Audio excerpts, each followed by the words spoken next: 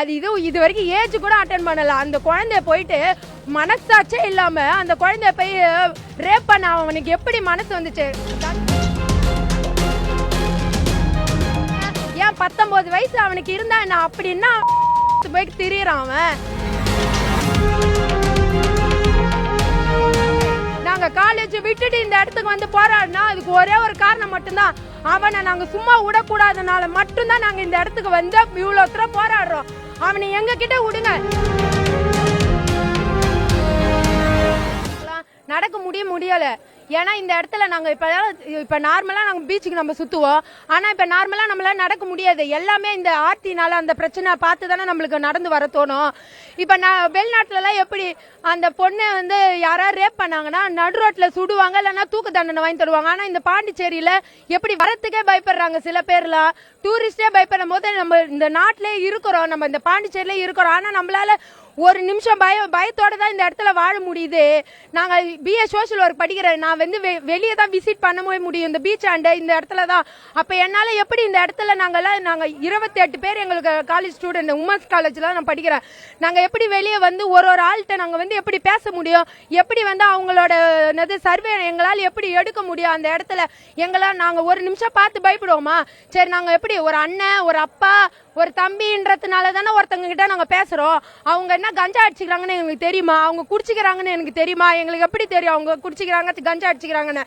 இது வரைக்குமே பார்த்து பயந்து தான் ஒரு ஆள்கிட்ட பேசணும். முன்னாடி இப்ப இந்த பாண்டிச்சேரிக்கு வரத்துக்கு அவ்வளவு பேர் பயந்து தான் வருவாங்க. ஐயோ நம்மள ரேப் பண்றாங்களா அப்படின்னா பார்த்து பயப்படுவாங்க. அந்த சின்ன குழந்தை, அந்த குழந்தைக்கு என்ன தெரியும் அதை பத்தி சொல்லுங்க பார்க்கலாம். எங்களை சொல்றீங்களா? எங்களுக்கு தெரியும். அந்த குழந்தைக்கு என்ன தெரியும்? அது இது வரைக்கும் ஏஜ் கூட அட்டென்ட் பண்ணல. அந்த குழந்தைய போயிட்டு மனசாச்சே இல்லாம அந்த குழந்தைய போய் ரேப் பண்ண அவனுக்கு எப்படி மனசு வந்துச்சு? கஞ்சாவா? ஏன் அவனுக்கெல்லாம் குழந்தை குட்டிங்க இல்லையா? சொல்லுங்க. ஏன் 19 வயசு அவனுக்கு இருந்தா என்ன அப்படின்னா திரியறான் அவன். கொஞ்சம் கூட மனசாச்சே இல்லாம அவனெல்லாம் சத்தியமா எங்க கிட்ட விடுங்க, நாங்க பாத்துக்கிறோம்.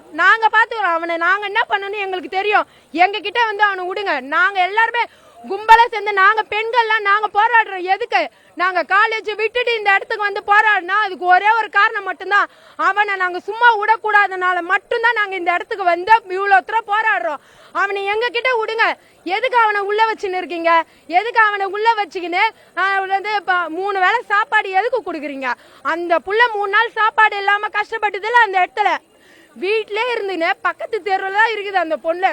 ஆனா அந்த புள்ள இது வரைக்கும் அந்த பக்கத்து தெருவில் போயிட்டு அந்த புள்ளைய இன்ன வரைக்கும் பார்க்கல. அவங்க பார்க்காம அவங்க அம்மா எவ்வளவு வேதனை அனுபவிச்சிருப்பாங்க சொல்லுங்க.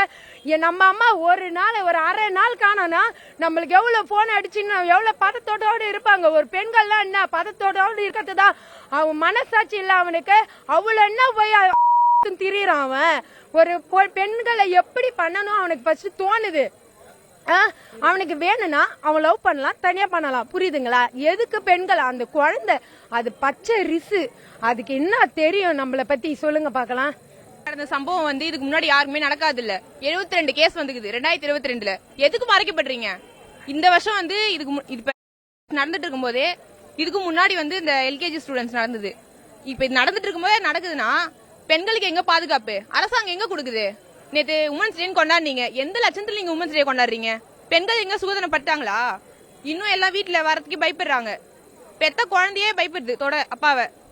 கட்டினா புருஷனா இருந்தாலும் சரி, அவங்க ஒய்ஃப் மேல கைய வைக்கிறதுக்கு ஒரு பெர்மிஷன் கேட்கணும். அந்த அளவுக்கு அரசாங்கம் கொண்டு வரணும்.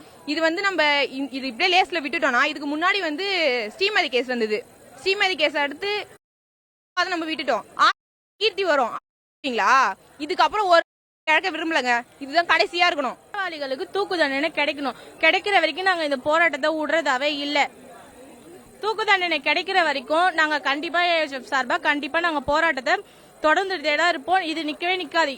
பெற்றோர்கள் யார் பசங்களையாவது பொண்ணுங்க பசங்களையாவது வெளியே தைரியமா அனுப்புறாங்களா? தைரியமா அனுப்பவே மாட்டாங்க. இப்ப இருக்கிற காலகட்டத்துக்கு பயப்படுறாங்க. இப்போ இந்த சம்பவத்துக்கு அப்புறம் ரொம்பவே பயப்படுறாங்க. பெற்றோர்கள் எங்கேயா போறதுன்னா பசங்களுக்கு 10 போன் அடிக்கிறாங்க. எங்க இருக்கிற, எப்போ வருவேன், என்ன பண்ற அப்படின்னு. இந்த இன்சிடென்ட்ஸ்க்கு அப்புறம் எந்த பெற்றோர்களாவது பசங்களை தைரியமா வெளில அனுப்புவாங்களா? தைரியமா வெளில அனுப்ப முடியாத சூழ்நிலை இந்த பாண்டிச்சேரியில் இப்ப நடந்திருக்கு. இதுக்கப்புறம் நடக்க கூடாதுன்னா கண்டிப்பா அந்த குற்றவாளிகளுக்கு தூக்கு தண்டனை வழங்கணும். அதான் எங்களுடைய கோரிக்கையே. அவ்வளவுதான்.